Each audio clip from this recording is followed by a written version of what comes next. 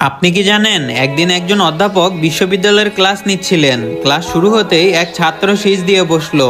অধ্যাপক থেমে গিয়ে বললেন, কে সিজ দিল? কেউ কোনো উত্তর দিল না। তিনি আবারও পাঠ দেওয়া শুরু করলেন। কিছুক্ষণ পর সেই ছাত্র আবারও সিজ দিল।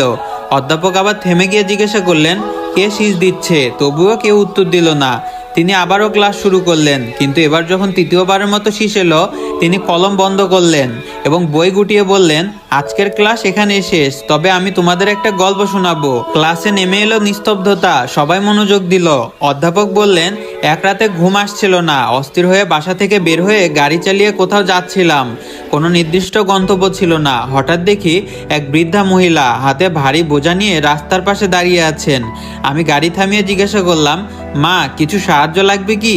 তিনি খুশি হলেন, গাড়িতে উঠলেন। চলতে চলতে বুঝলাম তিনি আমাকে ভালোভাবে চেনেন। তিনি আমার চোখের দিকে তাকিয়ে বললেন, ডক্টর সাহেব, আমার একটা অবৈধ সন্তান আছে।